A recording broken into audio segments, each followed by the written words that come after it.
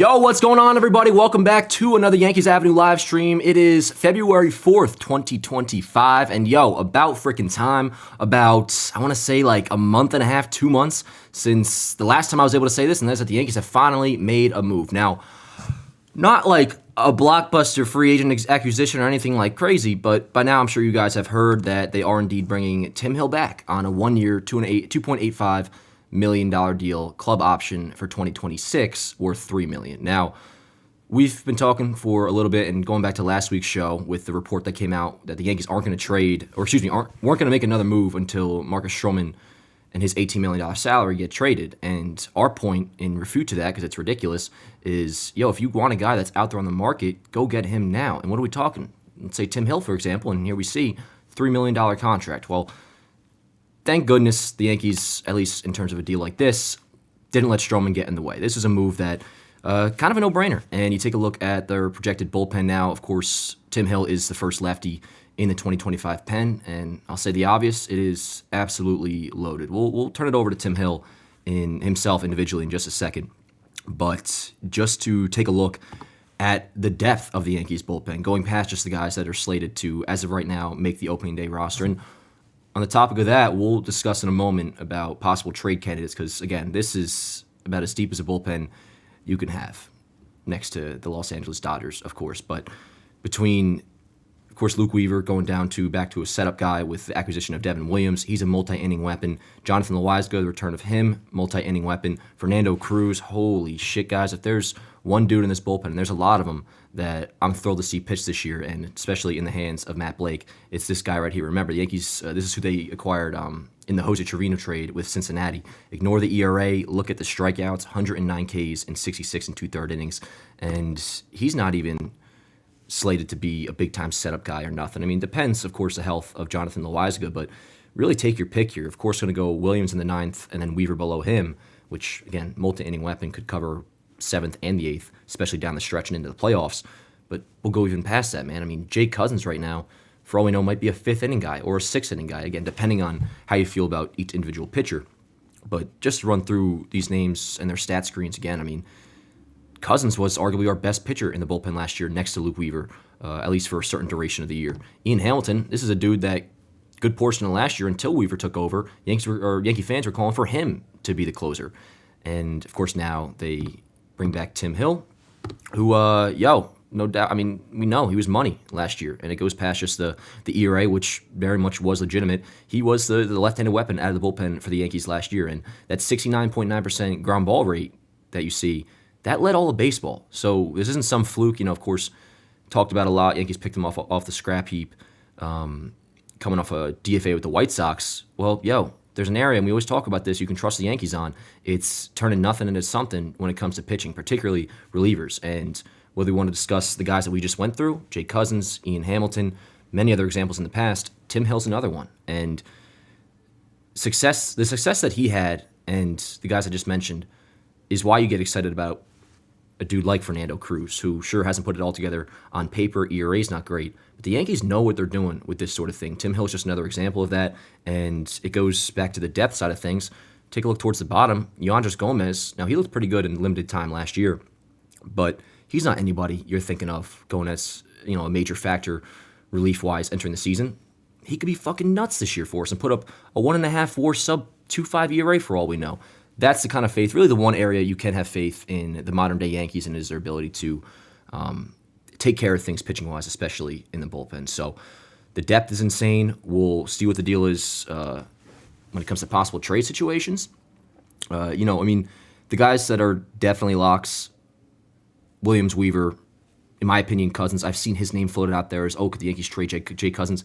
Hell no on that. Again, he was at points one of the best relievers, if not the best, at least next to Luke Weaver last year.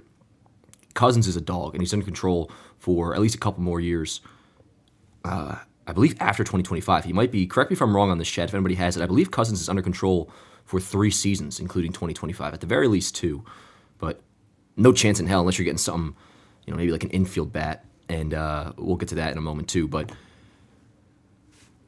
Ian Hamilton, maybe he's up for grabs, because when you have a position of strength like this, and I think we made it quite clear that this is a strength and then some for the Yankees, one of these guys is expendable. It's just, to me, it kind of narrows down to only a couple options, and that's Ian Hamilton, maybe Mark Leiter Jr., but at this point, what value does he really have? And with that in mind, I look forward to a full season of Mark Leiter Jr., who was pretty okay in the playoffs. I don't want to, gas him up too much because he definitely gave up some hard contact. And one of the balls you'll remember in Cleveland we thought was fucking 450 feet gone, would have been a go-ahead homer, ends up staying in the park. He was good, though, in the playoffs.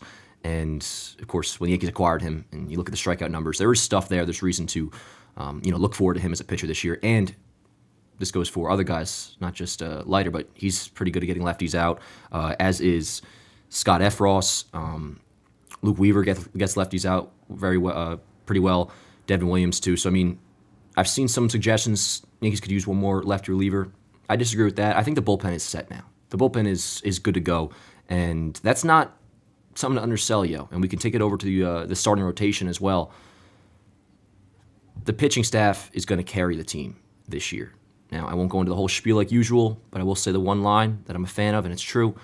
That doesn't give you an excuse to run out DJ LeMahieu as your starting second baseman. But we don't got to talk about that all that much on this show. We've done that a lot, and until they make a move offensively, that's kind of just where we're at. But speaking of, this was, of course, where we were at going into today, and now with the move of Tim Hill, according to my blueprint, that leaves 2 moves left. Now, the bench bat, kind of iffy on that. It's not that big a deal. The big thing is the infield bat, which, again, we won't discuss that too much on this show. But I want to get back to how good the overall staff is and take a look at the projected WAR. This is the top 10 teams projections-wise going into 2025, according to Fangraphs. And you could see the offensive WAR they're projected to have and the pitching WAR, which, if you see, the Yankees are projected to have, at least overall, and surprises me they're projected below the Twins in pitching WAR. But regardless, towards the top of the league, at the very least, number 1 in the American League, and that's the best team in the AL, both pitching-wise, with projected WAR, overall WAR as well, and overall third in baseball. So things are still looking really good, man. They are, and that is not to the credit of, well, I shouldn't say that. Offensively, a full restoration following the departure of Juan Soto. Brian Cashman hasn't done that job to its complete 100% level really at all until a third baseman is acquired. But on the pitching end of things, they have certainly put this team in a position that equivalent to last year, which is by no means a major compliment because you lost the World Series, so who gives a shit. But I could say on paper going into the season, AL-wise, they're number 1 in the league. They're better than they were seen that lost Game 5 of the World Series, and that is just about entirely because their pitching staff is fucking nuts. So this was good shit today, chat. Which, by the way, how we doing? Chat? I didn't say hello to you guys. But shout out to the Yankees. Shout out to Tim Hill. Good deal, by the way. 1 year, $285 million with a club option for 26. So if the Yankees want to, they can exercise that and they get him back for 2026 on a $3 million deal. So all good things. Shout out Tim Hill. Again, really good with the Yankees last year. Ground ball rate, best in baseball.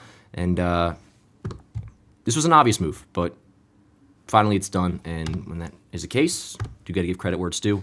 Good shit to the Yankees. Let's see here. That was pretty much the main thing I wanted to discuss when it comes to that particular topic. I will say, I know we've talked a lot of shit about the way the lineup looks with DJ in there and just how the offseason, because of the lack of infield additions outside Goldschmidt, has made the offseason feel incomplete.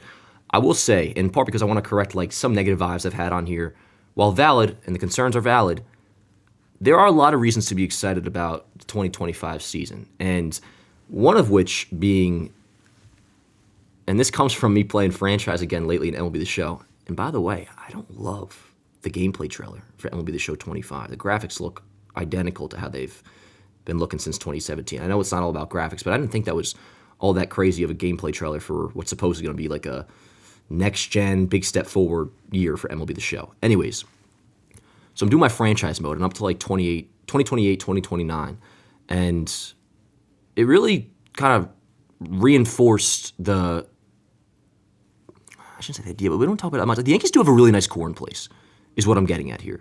And while a lot of this is big ifs, prospects always are, or even a guy like Volpe who's entering year 3, he's still up and coming. While it's a big prove-it year, he is still up and coming, you could say.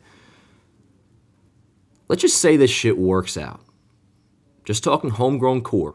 And Volpe, at the very least, can't be a bust. His defense is one of the best gloves defensively at short in all of baseball. Got to start hitting a little bit. Let's say he, though, is considered generally a success.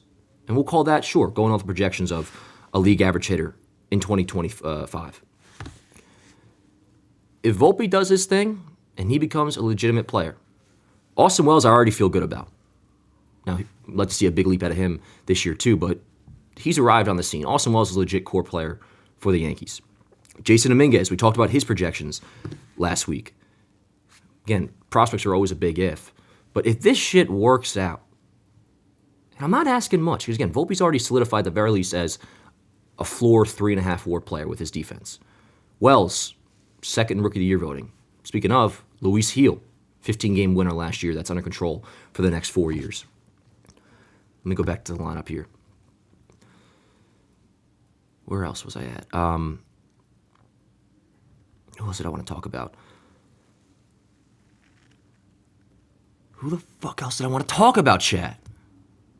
Not Ben Rice, although he's part of this as well. And I look forward to Ben Rice's time in the lineup this year, which should still be a decent amount.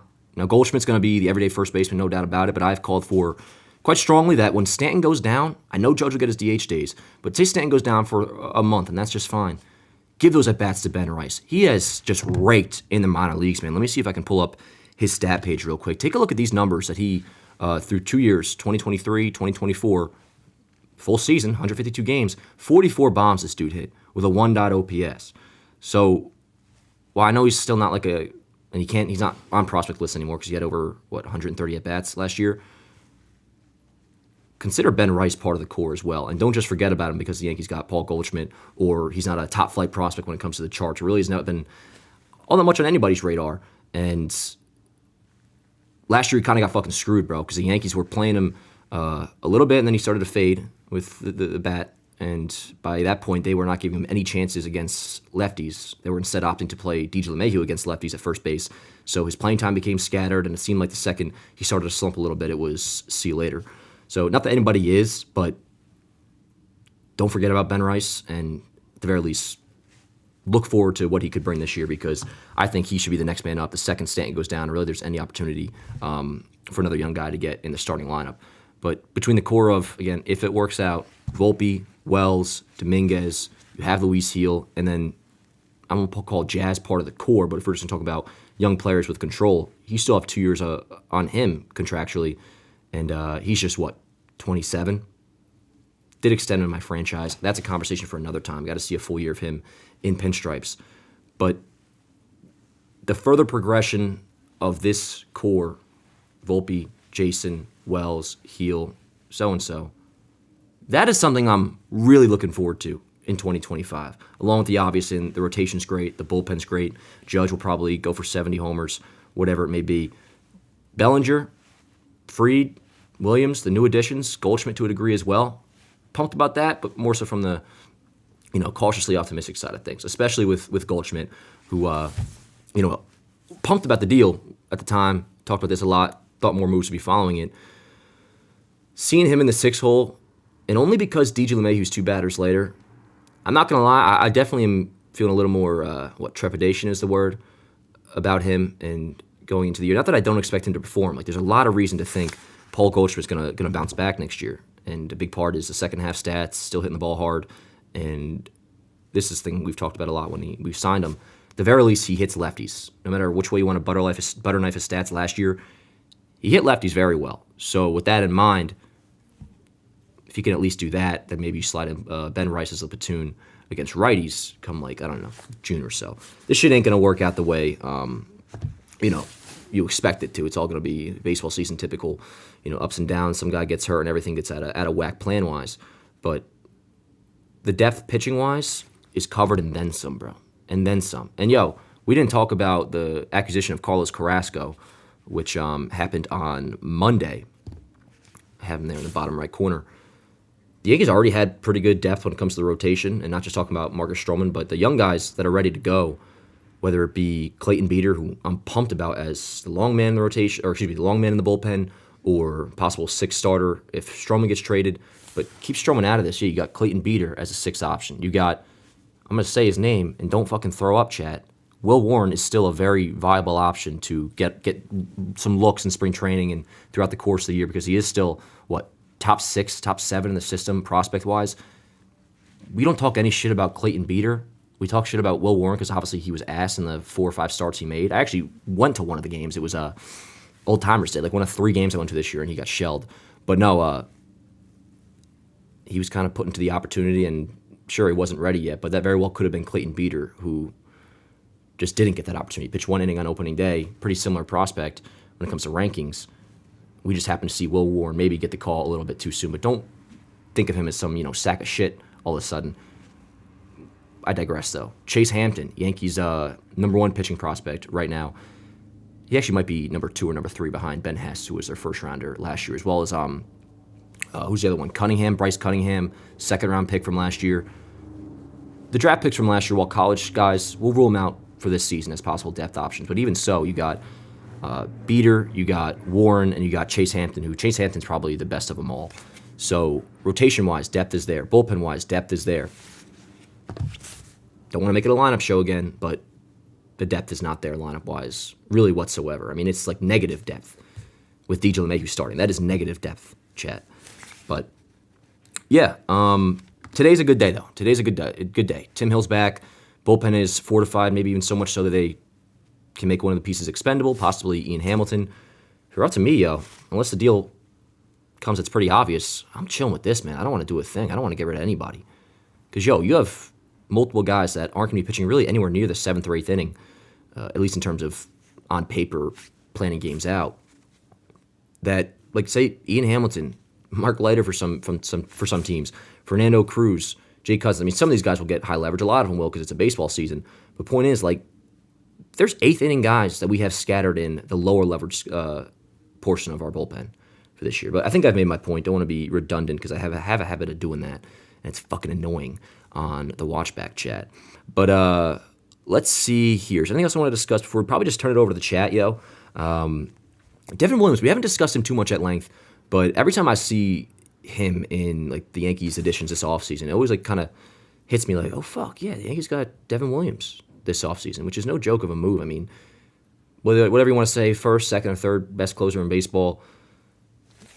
The idea that I just can't get away from, and again, going back to the bullpen depth thing, but like with Weaver going to a setup role again and him being a multi-inning weapon, there's going to be, and let's just think playoffs, but regular season, whatever you want to do, if the Yankees need to, all you need is 6 innings out of your starter, and then you can go Weaver, 7th and 8th inning, pass it off to Williams in the 9th. I mean, it could be a 3-man show, and that's not even that big of an ask. I'm asking my starting rotation, which is the best in the AL, for 6 innings in a given day, and then you pass it over to whether that's Luke Weaver for 2, then of course Williams for the 9th, or if Jonathan Loáisiga, fingers crossed, shit goes well with him, and his rehab's going well, by the way. He could be back at some point even in April. Jonathan Loáisiga, when he's Jonathan Loáisiga, is a 2-inning guy. And maybe the Yankees don't use him as that, but even such, we have so many options. And last thing on Hill, and speaking of the multi-innings, he's not your run-of-the, standard old lefty reliever guy that is a specialist, which of course you can't really have that anymore with the 3-batter minimum. But notice 35 games pitched, he threw 44 innings with the Yankees. So it's not like he was, some lefty batter merchant or just very specific lanes. Like, he would, pitch not 2 innings at a time, I don't think, but like he would have a couple inning and a third, inning and 2/3 outings, which there's multiple guys in the Yankees bullpen that can do that. Some even better than others, and possibly Loáisiga, then of course Weaver. So pitching is set. Check that box. A+, we're good to go on that end, chat. 100%. Obviously the lineup though is what's left to be addressed. So with that in mind, don't know if it'll happen sooner. Probably later if I had to guess, but we're going to get a Marcus Stroman trade, and whether the corresponding move, if you will, happens before or after that. By corresponding, I mean they bring a guy in that they know they can afford once they trade Stroman, because they're over the 301 tax now. They were at like 303 entering the Tim Hill deal, and so now they're at about 306. Is there a $10 million guy they could sign that right now, if they did, would bump them to 316? Then you trade Stroman's 18, and that gets you below 300. Sure. How excited would I be over that guy? I don't know. It depends. Like, Brandon Lowe's worth $10 million. That's what he's making for the Rays this year. If they go out and get him, word. See you later, Stroman. Get under the tax. Brandon Lowe's my second baseman. Ryan Cashman, I could fucking kiss you. But for now, you just get I don't know. a mild handshake, I guess. But don't want to put bad vibes on today, because today's a good day, chat. I'm gonna pull you all up and get some of your thoughts as well, and then we'll probably kick it for about 15-20 minutes. Then we'll get out of here. Of course, Slapball Game 5 is premiering tonight on the Warehouse Games channel at 7:30, which is why we went a little bit earlier today, by the way. So after this is done, tune over to that. Hey, what up, Feo? Yo, Feo, how you feeling about this deal and just everything in general? I honestly, now by all means, if you want to talk about the lineup, feel free. But I kind of want to get away from that and just stick to the positive side of things, because there is a lot of strong reasons to be happy about the season to come. And that conversation stems largely from the pitching side of things. So I say we more so keep it to that with the conversation. But, whatever you guys are feeling, let me know. Is Loaiza got hurt? Well, he had the elbow surgery last year that kept him out from, May on. And the Yankees re-signed him 1 year, $5 million deal. And the early report, and this is still somewhat the case, but the early report was mid-May to late May, possibly even June. I would say June at the latest. I just realized I wrote 163 games started. That's supposed to say just games, obviously, for Loaiza. But there's reports out now that he's progressing well, and an April return could be more likely. So don't expect him on the opening day roster, and he definitely should take his time. Don't rush this MFer back whatsoever, at all. If he thinks he's ready to go, all right, give him an extra 2 weeks. But it's not going to be long. It's not going to be long. So looking forward to that. Devin Williams also is horrible in the playoffs. One, John, regardless, that's a small sample size. I can just tell you that right now. Two, I have a feeling, now I could be wrong on this. Let me just pull up his playoff stats since we're talking about it. And speaking of, Tim Hill, by the way, was really good in the playoffs. 8 1/3 innings, just 1 run. Let me pull up Devin Williams' career playoff stats. I have a big feeling, man, that's heavily associated just because of the Alonso thing. Yeah, brother, he's pitched 2 1/3 innings in the playoffs. I mean, with all due respect to your opinion, man, I'm not going off that sample size at all. So I would not be concerned about that. Let's see. Feo says, I think it's fantastic. The second-year thing always makes me laugh, but with them just ignoring a giant hole that can be fixed with a single player, it doesn't move the needle for me at all. What are you referring to, Feo? Tim Hill, or are you talking about getting an infield bat? Second thing always makes me laugh, then just ignoring a giant hole that can be fixed with a single player. Doesn't. Tim Hill is good. They chose to bring in Senor Grand Slam instead. Is that a Carlos Carrasco thing? Carrasco's depth, and if anything, that just signifies they're feeling really good about a possible Stroman trade, which, again, walk back a little bit on will they be able to trade all the 18 mil, but he's going to be able to go. What pisses me off about the report from last week, or just any move being directly correlated whether or not the Yankees can trade Stroman, is if there's players out there on the market via trade or free agency that you think make your team better, you go out and sign those guys. Whether you think you're going to trade Stroman or not, we're talking about players that, and I mentioned this with Tim Hill last week, we're over the tax, but there's players out there that cost $3 million that you're going to let being cheap get in the way of you getting the deal done. In this case, they didn't. They signed Tim Hill, thank God. But offensively, now Polanco's off the board. Ha-Seong King is off the board. And very quietly, these options we mentioned that I don't love second base-wise, but the options we've mentioned are starting to trickle off the board with Kim gone, Polanco gone. But I made the point last week, let's just take Polanco for example. If he still were out there, he cost $7 million. I'm good.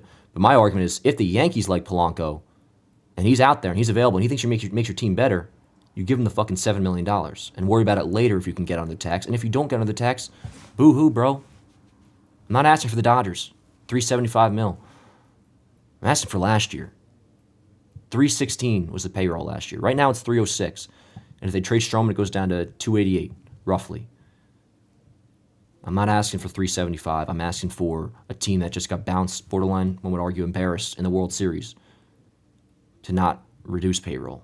At the very least, match what it was last year. And this gets into a thing, and I almost came on here about the Hal comments, which, you know what? Let me play that really quick, and then we'll keep talking about this. 1 sec. It's difficult for most of us owners to be able to do the kind of things that they're doing. Now, we'll see if it pays off. They still have to have a season relatively injury-free for it to work out for them. And it's a long season, as you know, and once you get to the postseason, anything can happen. We've seen that time and time again. So we'll see who's there at the end and if they're the ones. Yeah, man. The thing with this that's absurd, and a lot of people have discussed it, is Hal referring to himself, owner of the New York Yankees, as most of us owners, which is, Obviously ridiculous putting himself in the group of, whether it be the Oakland A's or really any team in baseball that's, whether they're small market, mid market, even large market, they're not the New York Yankees. Now, I understand the Dodgers are in a different level, and that's fine. I won't reiterate what I said before, but I'm not asking for the Dodgers. But I'm asking if there's a player on the market that you think makes your team better, you're the New York Yankees, you go out and sign them. And the luxury tax is not an excuse. And wanting to play young guys is not an excuse. Hal has talked a lot about young players and wanting to give them opportunity, which for guys like Volpe, top prospects for sure. Jason Dominguez, top prospect for sure. But are we still talking Oswald Peraza as a young guy that should get an opportunity going into the new year? I mean, you have that same logic when you go out and get aging players, and who I was for at the time, like Josh Donaldson, or trade deadlines that have followed up with that, whether it's, trying to think of another example, but you play the guys that are worthwhile prospects that you think could contribute to the club that just came off a World Series loss. You're trying to get back to the World Series and win it. Oswaldo Cabrera, I love him to death, but he's a career 670 OPS guy. Oswald Peraza, well, if they go internal, you guys know, that's my pick. Just give him some run if that's what you're going to do. Stay inside, in-house. Go with Peraza, sure. But, you don't go with young guys just for the sake of going young guys. I think it's kind of what I'm getting at here. You know what I'm saying? You don't just play me then, bro. You know what I'm saying? Play me. I'm fucking 24 years old. I'm young. Put me in pinstripes. I actually like the sound of that. That's a good point by Hal. But no, going back to the thing I said about the Dodgers, the whole cry and pour attitude from any owner, to be honest, is annoying, but let alone Hal Steinbrenner. And I was talking to Jake about this last week. The difference with the Yankees now, it seems, is that they're not so much willing to outspend their mistakes. And, of course, DJ LeMahieu is a big part of that. And keep in mind, whether it be the current situation with DJ that, we're talking about right now, he shouldn't be on the team, he shouldn't be starting. Yankees can't afford to go out and get another third baseman because of luxury tax. Keep in mind that the reason we're in this situation is, I'm trying to pull up a stat page. There we go. The Yankees made DJ's contract, which was for $90 million, of course. They made it over 6 years so they could reduce the AAV down to $15 million a year. So they were playing cheap back then, which we were well aware of at the time, of course. But because they wanted to, instead of a 4-year deal, make it 6 to lower the AAV, we're still talking about this as a present-day conversation. So it's it all goes hand in hand, yo. It all goes hand in hand. But here I am talking about the fucking lineup when I didn't want to do that shit. Didn't want to do that. Soto was not worth $765 million. No, I think he was. I don't want to bring up that old classic thing of he's worth whatever somebody's going to pay him. But I can't be a total shill hypocrite and be like, oh, he's not worth that, when I was more than willing to give him that, Now, with that said, does that guarantee he's going to be worth the WAR equivalent of $765 million? No. But especially to what it means to the Mets, especially with the Mets. And similar to what you can talk about with Shohei, the value Shohei brings is well worth the contract he was paid. And forget about just how good he is as a player. But Soto, with the vibe shift he brings to Queens, them obviously taking him away from us, and being a superstar player, all this and that, ticket sales, it's going to be well worth it for the Mets. Well worth it. Player-wise, maybe not. And I hope he's fucking ass next year, dude. I hope he puts up that 5.8 projected WAR that MLB has him doing, or whatever it is. We don't got to worry about him, though, chat. We don't got to worry about him. And if we do, it'll be in the World Series. And I don't know about you guys, I would fucking get in my hands and pray to goddamn heavens right now if that means we can get a chance at facing the Mets in the World Series this year rather than the Dodgers. And that's nothing against the Mets. Just the Dodgers are obviously, I lose sleep thinking about them. And not really, but I know that the day's going to come, and I want it. I want the rematch. It's inevitable, I would think, that to win the World Series, we got to get through them again. Shit's going to look different in October. Whether it's for them, fingers fucking crossed, chat, it's for us, because there's obviously more to do. Let's see here. Dodgers love Japanese people for some reason. Not for some reason, bro. We love them all, too. We wanted them all to be here. And the Yankees do got to get some Japanese talent in here somewhat soon. And by soon, I guess as soon as next year with Murakami, which, he'll definitely have a lane to come, with Goldschmidt being just a 1 year. Unless Rice takes off, which I would, again, not rule that out.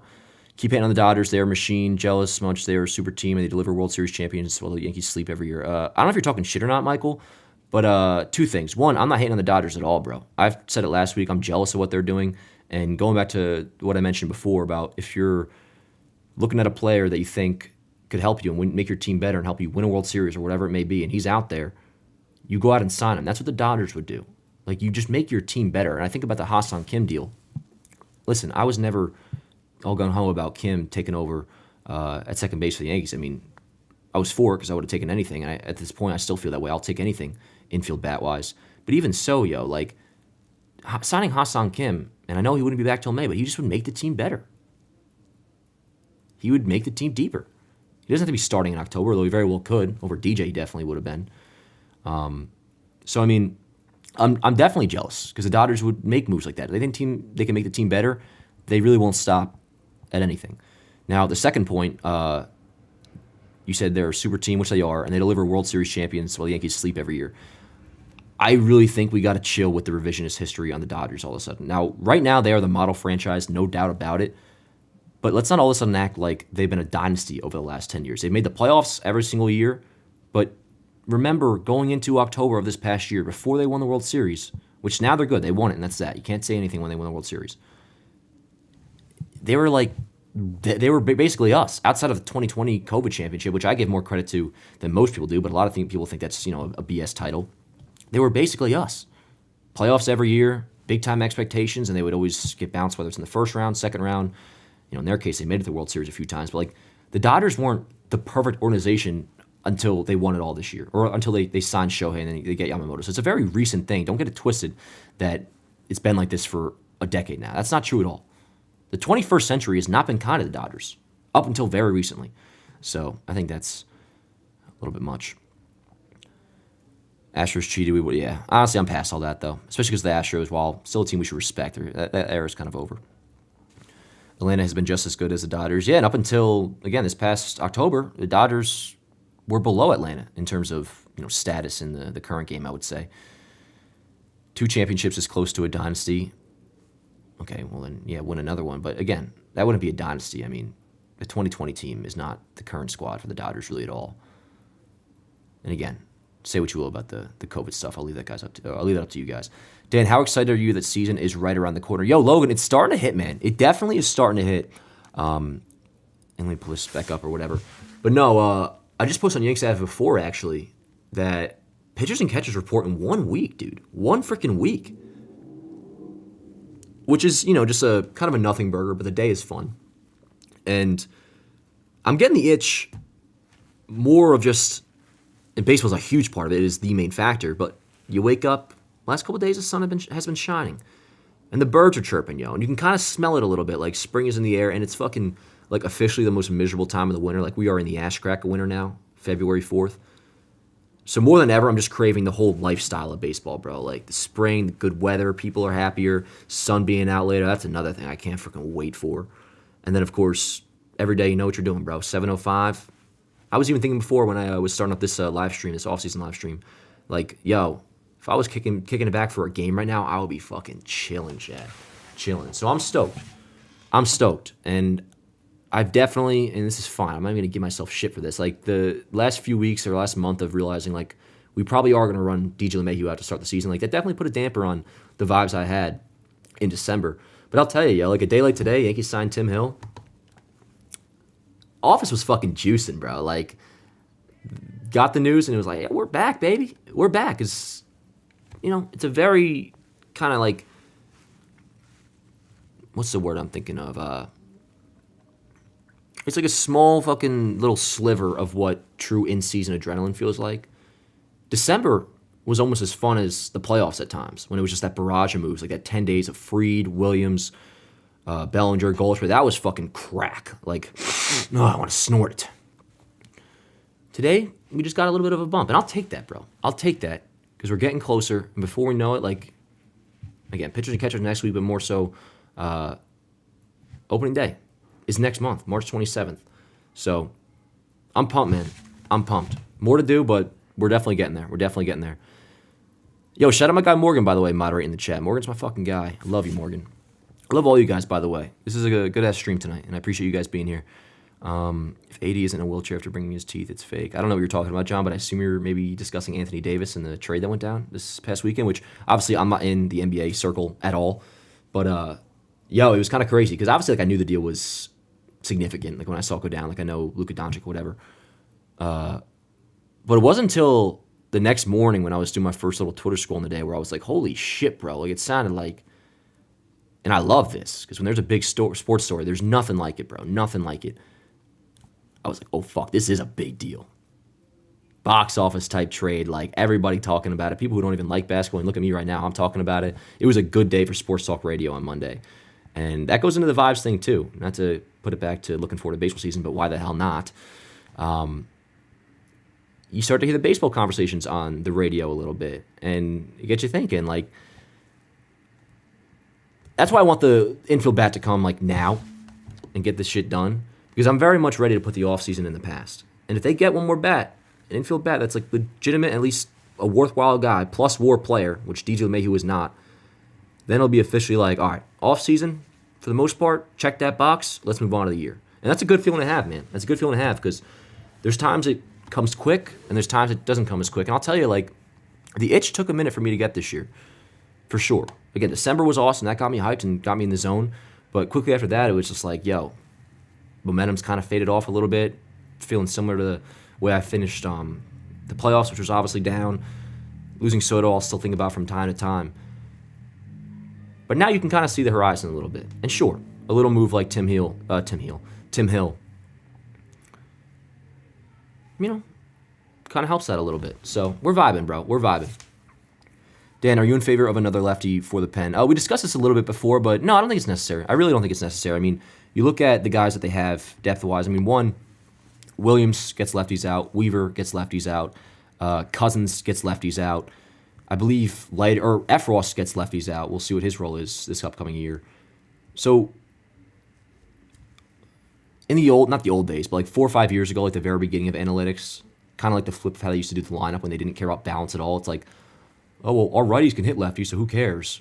That was a flawed logic. I could have seen them maybe like at least saying that before resetting Tim Hill, if they were to lose Tim Hill, like going to the year like, our righties can get out lefties. You want to get a lefty in there, so it's good they did. I think we're chilling though. Tim Hill's a dude. You bring him in. Otherwise, we're probably not looking to add to the bullpen. Probably not looking to, but if the opportunity arises to, deal from a strength and get some sort of a trade involving Ian Hamilton, whoever it may be. Like, if a move comes from the bullpen, it'll be probably subtracting a guy rather than adding another one. So pitching wise, we're set, man. We're set.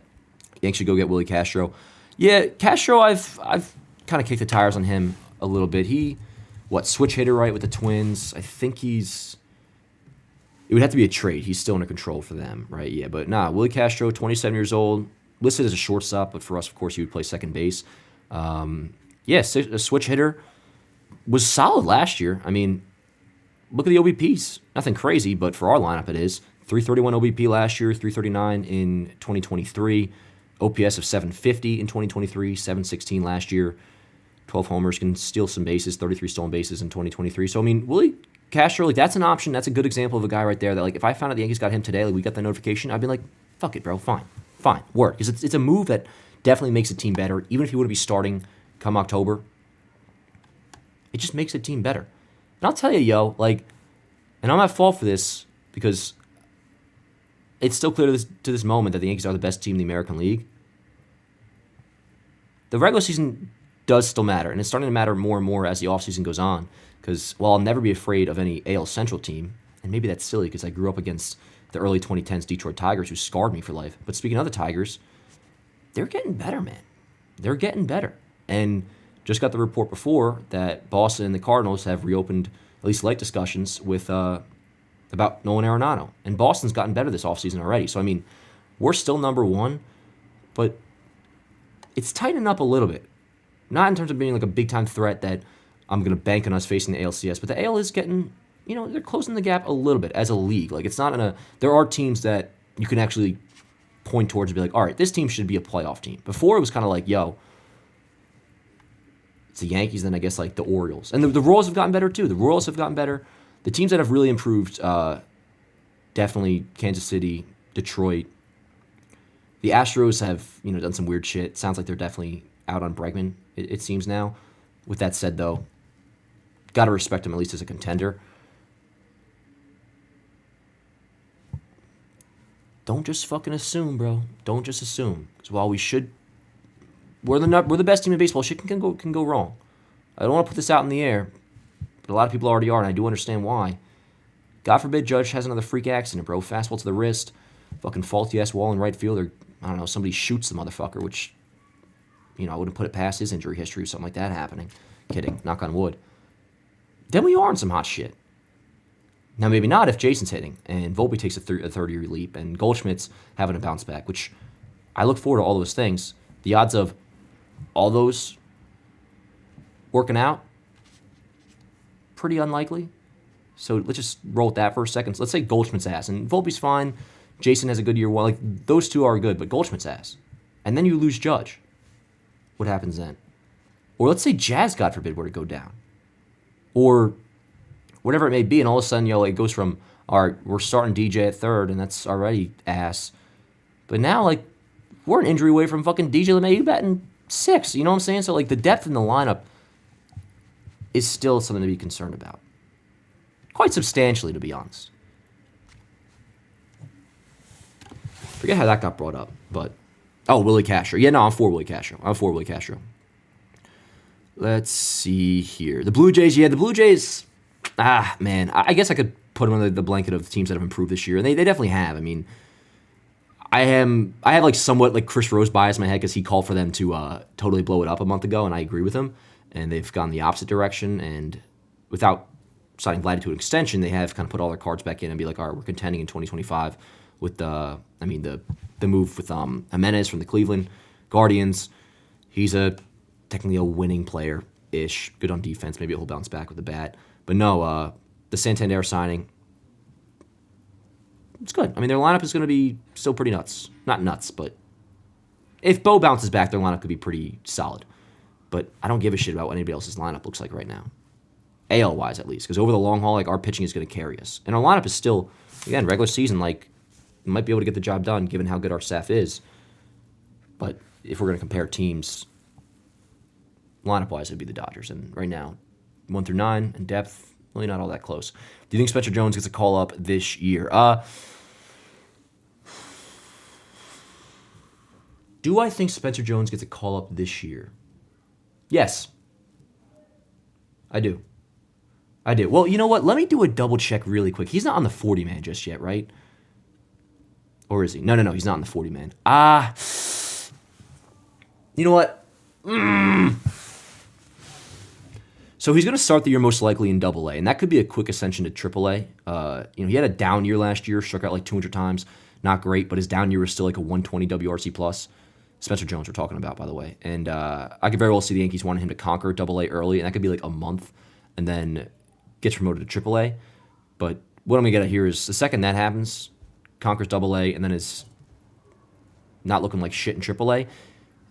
If the opportunity arises where they need him, it'll be on the table. So I'm sure there'll be conversations upon this year, could the Yankees call Spencer? Maybe they should, blah, blah, blah.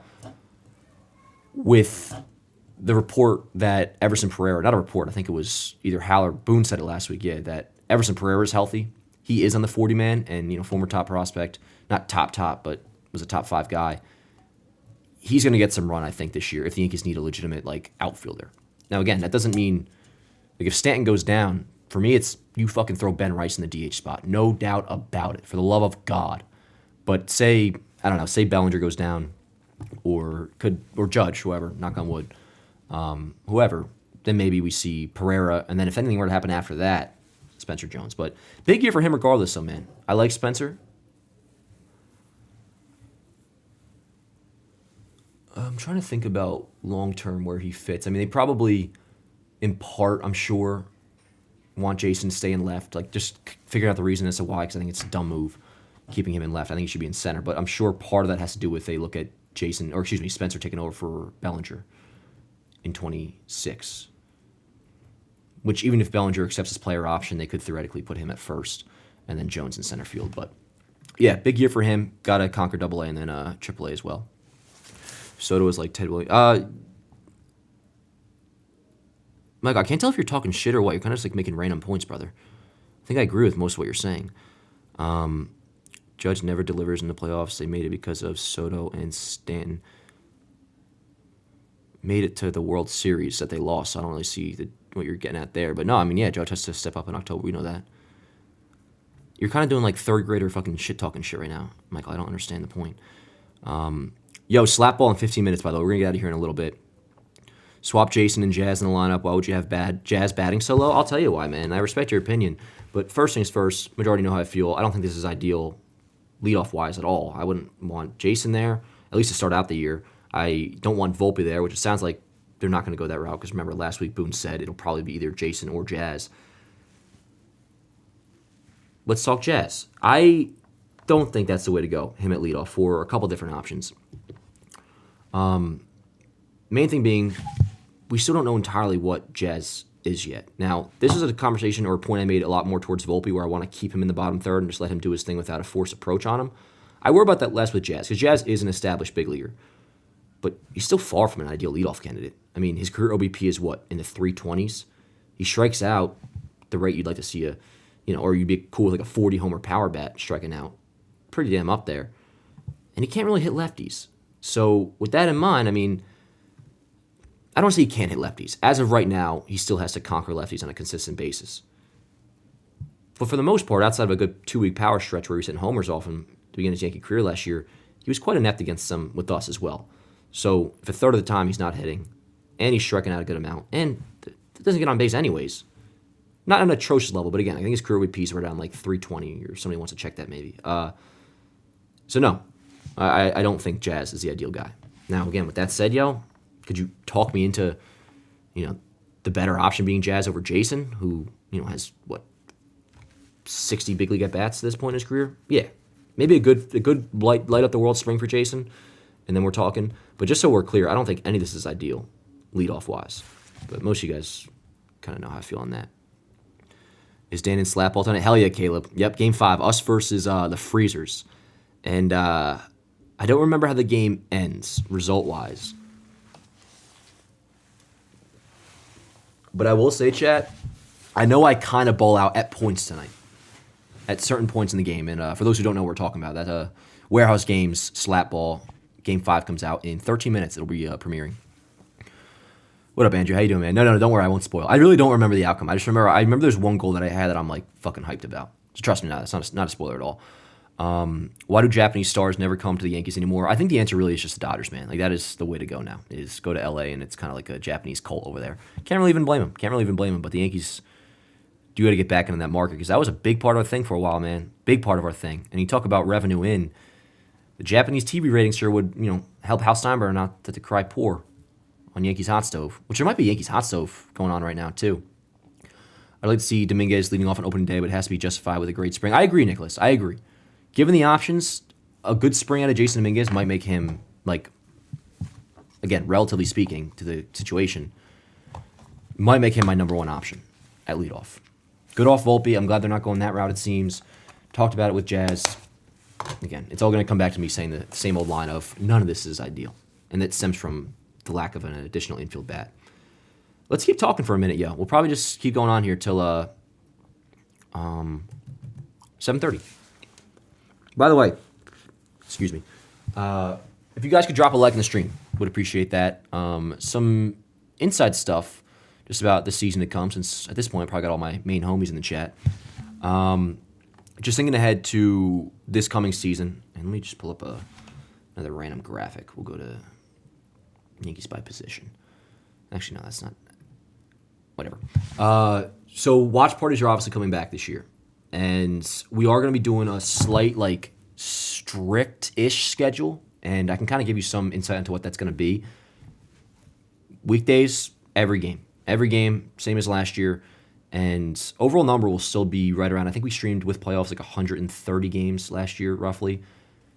Assuming we make it back to the World Series, knock on wood, or whatever it may be, it's going to be right around that same number. Difference is, and this will only benefit you guys, the days where I don't stream are going to be much more set in stone and known ahead of time. So weekdays, every game, don't even think about it. Weekends, I'm just going to tell you now, and there's a couple of reasons for this. One, the point I'm about to make is weekends streams are going to be, I don't want to call it optional, because that makes it seem like it's I could do this. It's more so a matter of schedule. It all has to do with schedule, actually. John Boy is still my number one job, so I obviously I have to prioritize that first. And weekend watch parties can sometimes get in the way of the way I edit, which is oftentimes like on my own time, weekends, because in the office I'm fucking yapping all the time. I can't focus. For you guys who don't know, I have ADHD, medicated ADHD, but whatever. Anyways, so for example, say the Yankees play 6 games in a week or whatever it is, all 5 during the week. We'll probably only stream 1 game a weekend. And that doesn't include the Friday night game, but that could be, all right, we don't stream on Saturday, but we do stream Sunday morning. And I will also say there could be times where we don't stream on the weekends for a random series. So that could be like August 15th, Yankees Royals, and like, I don't know, if I'm fucking busy as shit, like I may not have a Saturday or a Sunday stream. But with that in mind, you'll all know like ahead of time. So it won't be a question of like 2 hours before the game, oh, is Dan streaming tonight? Like you will know when you wake up, when you hit the pillow at night, like when I'll be streaming, at least for the upcoming weeks or so. It's going to be much more like set in place, set in stone schedule. You know what I'm saying? But yeah, so that's for the watch parties. Some of you guys have asked about, I'm just going to pull up like random player highlights or whatever while I'm doing this. But some of you guys have also asked about spring training watch parties. That I'll tell you, we pretty much won't be doing. Maybe game 1, I'm sure for vibes, I'll want to cook up some hot dogs. That's another thing, man. I want a hot dog so bad, but I'm holding off until baseball season. Game 1 of spring, which is shit, only in like what, 3 weeks. Does anybody have that off the top of their head? Or can check really quick while I'm yapping here when the first spring training game is. Anyways, we'll probably go live for that and just bullshit kick it for a little bit. And then maybe one more, like, I don't know, Freed's first start. Like some shit like that I could see, but don't expect too many streams or highlight videos in spring training. We're kind of going to wait till opening day to go full throttle and everything because not that I'm the type to ever burn out, chat, but I want to make sure that doesn't happen. Because the only time it slightly was creeping up was after the disappointing deadline last year. And when the Yankees didn't call up Dominguez, there was a couple week point where it's just like, man, I don't know if I really have it in me. Just being honest, like to sit at my desk and fucking watch the game within a watch party type setting. Because no matter what, obviously I'm watching the game, and I have more to say about the setting of the watch party in a moment, so stay tuned. But I just want to avoid any possible burnout during the dog days where like I want to say like week or 2 weeks last year, there was only 2 weeks, and I'm just being transparent with you guys, where I was like not really that much in the mood to stream. And it really just had to do with me being fucking pissed off at the team and shit like that. Nothing to do with watching the games. I'll never miss a fucking game. I won't miss an inning, ever. Now, with that said, we're going to be switching it up with the setup of the watch parties this year. I'll give you guys a more like in-depth look on what we're doing, but this setup at my desk will still be a thing for podcasts, streams like this, and maybe time to time, like I'll still do a watch party from here, same old way. But what I'm going to do a lot is I have a den room, which is kind of just like a random room with a couch in it and whatnot. I'm going to really make that my spot to chill during games. And I'm going to get a nice camera set up. I'm going to get it all like hooked up into a legitimate like second studio to where I'll be able to watch the games in a much more like relaxed environment. Because that was like the only thing I really want to clarify, like the burnout thing I just mentioned before. It's like, it literally is the idea of like sitting at my desk. Like I want to be able to watch games in like the setting I always watch, which is very similar, but like it's more so like I might kick my feet up in this other room now. And other than that, me being on a couch and kind of like more so vibing, everything else will stay the same. Like I'll have the chat up. It's going to be better. It's going to be awesome. But that's something I've been thinking about for this year, and I'm looking forward to that. So kind of just to wrap all that up, watch parties are back. Will be a more strict defined schedule, but still going to be about the same output, probably around 130.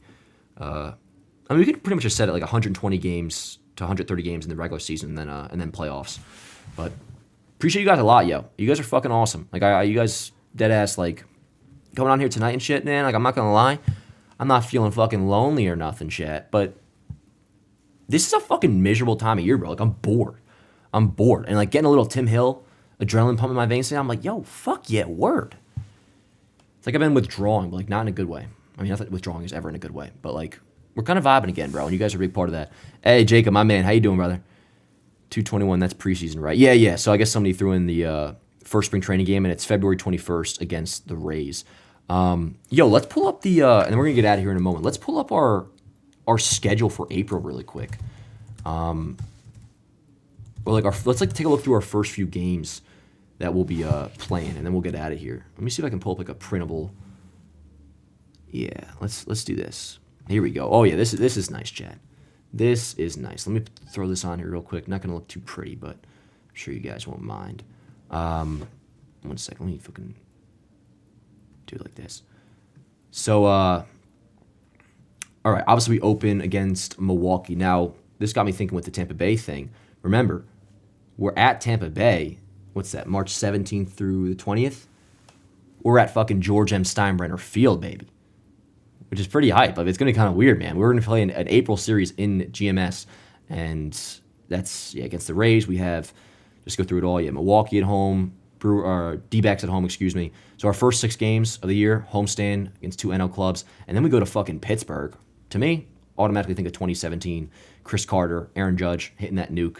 I think it's been a minute since... No. Actually, we were there in 22. Judge hit a grand slam. But no, kind of a funky April schedule for sure. A lot of National League baseball. We go to San Francisco. Or excuse me, they come to us. And then we get some AL towards the end with Tampa Bay, Cleveland, Toronto, Baltimore. So I won't call it an opportunity at all to get fat by any means because those are some pretty damn good teams. Like the Brewers are always solid. The D-backs are going to be good this year. Pittsburgh's not even bad. And Detroit, we were just talking about, are, one of the more legit quote-unquote teams in the AL. So funky start, but not like a one we should take lightly by any means. With that said, though, then we kind of get into the more juicier end of things with some AL teams. Complaint that I'll always fucking have, drives me insane. We don't play Boston until June. And this isn't like a balanced schedule thing. I remember there being years back to like, I feel like a lot in the last, I won't say last 10 years, but I feel like in the last like 6-7 years, there's been many seasons where we like don't play Boston until June. And I think that's fucking absurd. And it's annoying this year too, but I don't want to get too deep into the schedule. Just looking at April and March for those who hadn't seen it yet. But let's see here. I think I'm going to get out of here. Not lonely, but alone. Yeah, Feo. I think so, man. I think so. Yankees country. Yeah, Hoboken. Hell yeah. Watch movies. No, it's not that though, John. Like, and I appreciate you giving me some tips, and that's a good tip. Watch movies. I'm watching shit, bro. Don't get me wrong. Like, I've seen every fucking OJ doc that exists, and I threw another one on last night, and it captured my attention. But also, like, it's a lifestyle thing, man. Like, I want to come home. I know you guys all feel the same way, so I'm preaching to the choir. The knowing what you're doing 7:05 that night, like, there's so much that goes with that just makes life all the more incredible. And I'm talking about the basic, obvious shit that sun stays out later. It's warmer and makes me happier, makes other people happier. Like, everything is just fucking better in the spring and summertime. Obviously, but it's especially relevant when we're in, like, this part of the wintertime, which there's nothing going on, bro. And, like, the Super Bowl doesn't do anything for me. I'll watch it, and I hope you guys have a good time enjoying it. If there's any, like, diehard whatever football fans or fucking Chiefs, Eagles fans, I don't know. I can't wait for that shit to be done, bro. Can't wait for it to be done. What do we got? President's Day next weekend? Bullshit-ass holiday. No, I'm just kidding. But actually, I'll tell you what I'm excited for, chat, and then I am going to get out of here. This is a good segue out. Speaking of warehouse games, a week from Thursday is BB6. We record BB6, Blitzball Battle 6. You guys won't see it, I'm sure, till, 2 months after, so April. I won't be able to tell you any details, of course, but I'm fucking stoked for that, chat. And I'll tell you one thing, for my Blitzball fans out there. Oh, my landlord's yelling. Must be a Yankee playoff game. No, I'm going to pitch my ass off this year, chat. And while I want to win the chip is the number one thing, like, I mean that, yo. Like, our team this year, me and Jimmy, like, I think we're going to ball out and, like, I have us winning it all. That's an obvious goal. My individual goal is to win Plastic Surge, and I want to be the best pitcher in the warehouse. And that's the vibe I'm on, chat. You know what I'm saying? You know what I'm saying? Feo, I fucking love you, man. I love you. A desk feels like unfun work. A desk. What are we talking about? I'm not a big desk guy. Not a big desk guy. Morgan, you know I love you. The winter is depressing. It really is, man. It really is. And, like, it's not just a baseball thing. It's just, like, boring. And I don't want to get all into a whole thing like seasonal depression, which is, like, a real thing, obviously. But, like, that's not the conversation I'm even getting into. It's just, like, I literally am just fucking bored, bro. And a big part of it is, forget, obviously, baseball's not around, but, like, what's currently going on in sports is not really doing it for me, yo. Like, we don't got to go into the whole thing. And I say this from a positive angle of, like, yo, let's fucking go. We're almost there. Speaking of, 7 days from now, Pitchers and Catchers Report.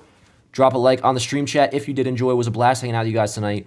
One more thing, actually, by the way. I think we're going to change the Tuesday time slot. I don't want to be going the same night as Warehouse, and it's also, interlude with Yankees Hot Stove a little bit. So we might change it to either Wednesday or Monday. But yeah, yo. Slap Ball, battle premiere right now on the Warehouse Games channel. If you're watching this on replay, shout out to you as well. Go watch Slap Ball on replay too. But yeah, gonna get out of here, guys. Appreciate you all so much. Tim Hill's back, baby. Things are looking up again. Maybe.